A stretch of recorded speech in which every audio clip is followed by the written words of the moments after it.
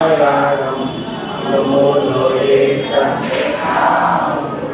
पंचपरमेश्वरी भगवान की छठवें नंबर का नाम किसको याद है? कौन सुनाएगा?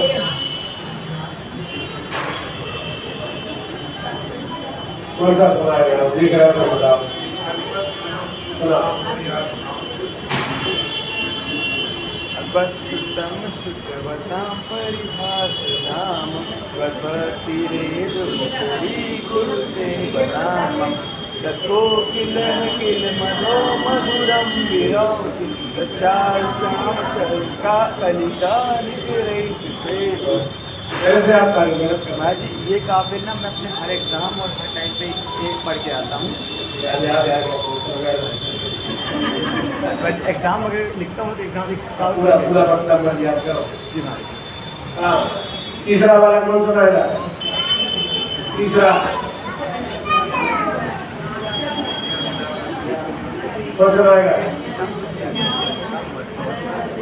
नहीं, अब कोई हाथ उठाओ।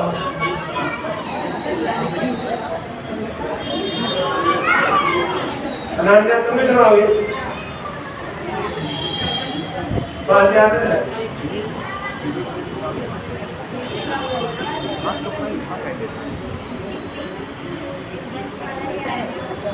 सुनो, सोने चांदी वाले कौन होता है? तुम्हारा माँ गया ना होते सामने? माँ क्या विजय करी थी? माँ का भाई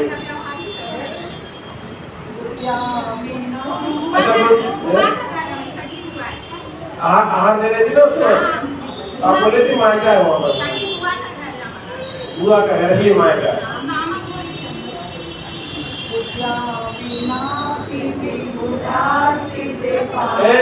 सबको नहीं बोलना, लोग को नहीं बोला।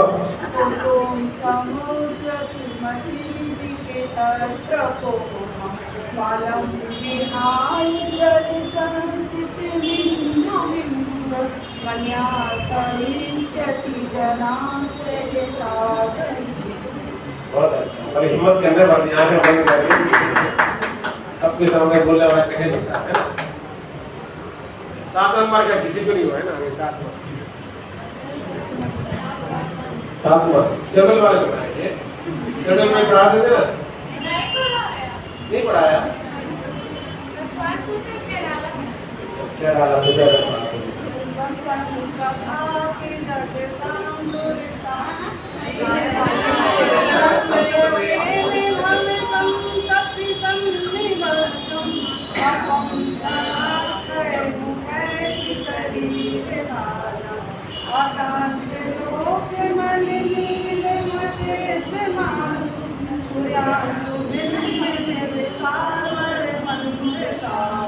क्या अर्थ है इसका? आप किसी का नहीं जानता, अर्थ की कीमत है। दूसरे से कोई तो सिखाना बैठो, है ना? अर्थ तो सीख के जाओ। यहाँ पे कहा है कि हे भगवान, आपकी भक्ति करने से अनेक भवों में बधे हुए पाप क्षण भर में नष्ट हो जाते हैं। जैसे रात्रि का अंधेरा रहता है, लेकिन सूर्य की एक किरण करते ही अंधेरा समाप्त हो जाता है। तो सुनाते नहीं, सब यही सुनाते पूरी, ये पढ़ती नहीं है? क्या करती? मोबाइल देखती। पेपर के अंदर पढ़ लिया, हमारे क्या नहीं भरवा रही। धर्म करते पड़े एक का। 8वें में क्या कहा कि हे भगवान, ऐसा जान करके कि आपकी भक्ति करने से अनेक भवों में बने हुए पाप नष्ट हो जाते हैं, ऐसा जान करके अब मैं आपके स्तुति को प्रारंभ कर रहा हूँ। ये मुझ में शक्ति कैसी आई? सबब प्रभाव, आपके प्रभाव से अब मेरे अंदर शक्ति आ गई है। यह जो काव्य है ये निश्चित रूप से सज्जन लोगों के चित्त को हरेगा। जिस प्रकार से पत्ते पर बूंद गिरती है तो पत्ते के प्रभाव से वह बूंद, ओस की बूंद मोती समान चमकती है। अगर वह बूंद पानी में गिर जाए तो पानी में जाएगी। धूल में गिरे तो धूल गिर जाएगी, एक चमल्ली के पत्थर गिरती है तो उसकी कीमत हो जाती है। अब 9 नंबर का देखो, बहुत अच्छा। आस्ताम तवस्तमन मत समस्त दोषम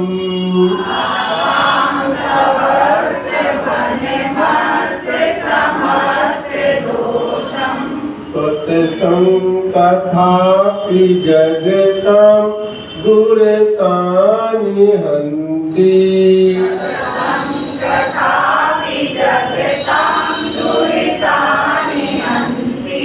दूरे सहस्य किरण कुरुते प्रभेवे।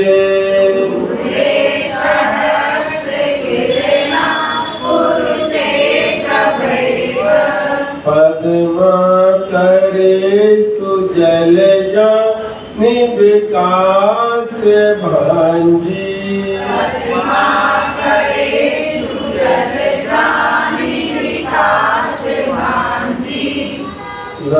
आस्ताम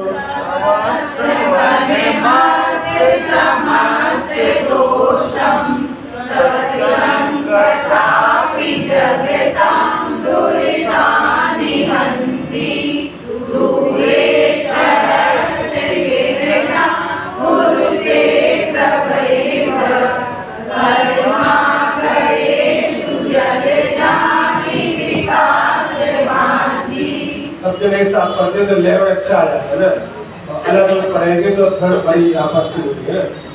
अकेले पढ़ने में भूल जाते हैं, लेकिन सब लोग सामूहिक पढ़ते हैं तो उसके भाव अच्छे बन जाते हैं।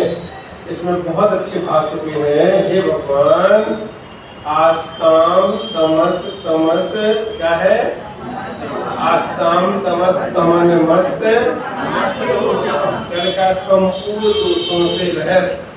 तो स्तवन, आपका जो स्तवन है कैसा है? वह आस्ताम दूर रहे, अस्त समस्त दोषम। पहली पंक्ति में लिखा था, मस्त में निकाला अस्त, अस्त समस्त दोषम, समस्त दोषों से रहे। क्या है जो आपका स्तवन है? कौन है आपका स्तवन? तो दूर, बहुत दूर की बात हो गई। कह रहे हैं हे भगवान, सत्संग कथापि, हम सभी संसारी प्राणी आपकी कथा भी करते हैं, तो वह कथा जगताम संसारी प्राणी के दुर्तानी, दुर्तानी यानी पापों को हरने वाली होती है। कथा क्या कहलाती है? जैसे आपने प्रवचन सुने, घर पे पहुंचे, घर पे भोजन परसा, भोजन परसते गए, महाराज की कहानी सुना देगा, महाराज ने ऐसा कहा था, महाराज ने ऐसे कहा था। तो वो कथा भी आपके भोजन परसते समय भी पुण्य को बढ़ाने वाली हो रही है। तो ना हम लोग क्यों अपन कथा कर रहे हैं? धर्म की कथा चल रही है। महाराज जी नहीं होते तो क्या होता? घर पर भोजन होता, परसते और क्या कहते? आज उनकी बच्ची की शादी पक्की हो गई है, उनके यहाँ 1 महीने बाद शादी है, फिर घर में ये चल रहा है, फिर मेला संगीत में जाना है, ये चिंता होती होता। लेकिन अभी क्या चल रहा है? अभी घर घर में केवल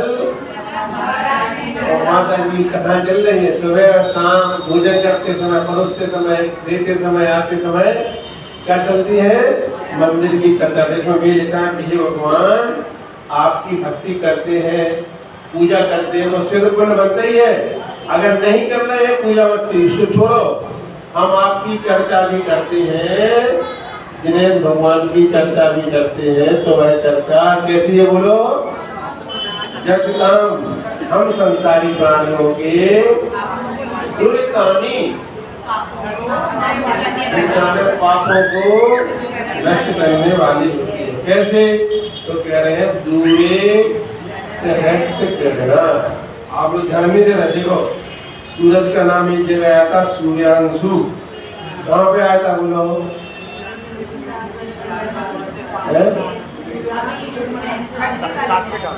आठवीं में चौथी पंक्ति में पहला अक्षर। अब वहाँ लिखा सूर्यांशु, यहाँ लिखा सहस्य ग्रहणा। दोनों का अर्थ क्या अलग अलग। अब यहाँ पर शेष करना क्या लिख दिया हुआ, सुनान से लिखा है। हाँ, यहाँ पर 3 अक्षर है, वहाँ शेष करना लिखते हैं 6 है। अब यहाँ पर 6 चाहिए थे, उन्होंने पर्यायवाची नाम ऐसे बदल देते हैं, इसलिए सुना श्री लाभ क्या लिख दिया। बहुत अच्छा उदाहरण दे रहे हैं, जैसे दूरे सहस्त्र किरणा कुरुते प्रवेदे पद्मा करास करेश जलदानी। क्या लिखा है इसमें? लिखा है कि जैसे क्या सूर्य होता है, क्या रहता है, दूर रहता है, लेकिन उस सूर्य की प्रभा, उसकी प्रभा निकलती है सुबह सुबह से, तो ऐसी सूर्य की प्रभा दूर, तो सूर्य तो बहुत दूर आसमान में, उसकी किरण निकलते ही जो जल जानी मैंने तालाब में पद्मा करेशु जल जानी, तालाब में क्या कहते हैं, कमल, वो कमल के सुनते हैं रात भर में ऐसे कोमल हो जाते हैं, और जो ही सूरज की किरण जल जाती है तो मिल जाते हैं। सूरज नहीं आया अभी, सूरज का माप सुबह से एक आभा मंडल आते ही कमल मिल जाते हैं। ऐसे ही भगवान आपकी भक्ति स्तुति तो दूर की बात है, हम संसारी प्राणी आपकी कथा भी करते हैं, तो कथा करने से हम संसारी प्राणियों के पाप नष्ट हो जाते हैं। इसलिए हम लोग रमोकार मंत्र पढ़ते हैं। क्या पढ़ते बोलो? उसमें नमो हरिहंतारम होते, क्या बोलते हैं? नमो हरिहंतारम में अरिहंत भगवान कौन है? कौन है? उन्होंने 4 करोड़ को नष्ट कर दिया। और कैसे है? जिनके 40 गुण है। ये क्या है? ये अनंत की कथा है, इसको भी सीखना चाहिए। तो हमारे नमोकार मंत्र का सबसे पहला पंक्ति और सबसे महत्वपूर्ण मंत्र कौन सा है? नमोकार मंत्र है। इस नमोकार मंत्र में सबसे पहले अनंत भगवान आते हैं। कौन आते हैं? ऐसे अनंत क्यों बन गए? हमने भगवान क्यों मानते हैं? उनके बारे में हम जितनी भी चर्चा करेंगे, उस चर्चा से हमारे पाप नष्ट होंगे। तो हमारे भगवान पहले मुनि थे, मुनि बनने से उन्होंने क्या की? तपस्या किया, ध्यान में बैठे, फिर उनकी आत्मा में 4 कर्म बने हुए थे। कौन से कौन बताएगा?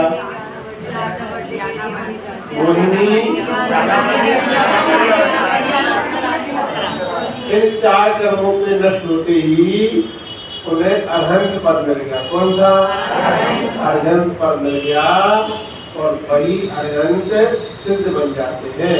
तो ऐसे अरहंत नमो अरिहंतारम में आ जाते हैं। उन्हें हम क्या कहते हैं? अरहंत पद प्राप्त हो गया। ये हमारे अरहंत भगवान हैं, इन्होंने क्या कर दिया? 4 कर्मों को नष्ट कर दिया और अरहंत पद प्राप्त कर दिया। नमो सिद्धारंभ में 8 कर्मों को नष्ट करने से सिद्ध पद बन जाते हैं। ऐसे सभी लोगों को अपने सबसे प्रिय नमोकार मंत्र है, इसमें 5 पद होते हैं। इन 5 पदों को कैसे एक एक करके नष्ट करते हैं, नमोकार मंत्र के माध्यम से हमको सीखना चाहिए, क्योंकि अपने वही 5 आराध्य देव होते हैं। ये अनंत पद कैसे मिलता है, जब आप पढ़ोगे तो आपको समझ में आएगा। ऐसे अनंत भगवान को ही हम नमस्कार करते हैं, बाकी और नहीं करते हैं। किसको करते हैं? कैसे अनंत भगवान? जिन्होंने वही भगवान है जिनके पास अस्त्र शस्त्र और वस्त्र नहीं होते हैं, वही अनंत भगवान कहलाते हैं। ऐसे हमने आप लोगों को आज 9 नंबर काव्य का अर्थ समझा दिया। अब 10वें नंबर का काव्य में बताएंगे कि ये भगवान आपकी भक्ति करने वाला एक दिन कैसा हो जाता? कैसा हो जाता? वो कल ही बताएंगे, है ना। उससे फायदा क्या होगा आप सुनना। आज का अपना समय हो गया, अब 6:45 का पूरा करना है, हो जाना है ना, क्योंकि दिन छोटे होने लगे, अंधेरा होने से पहले छोड़ना है। जा वाणी के ग्रंथ तो वाणी पुस्तक लगे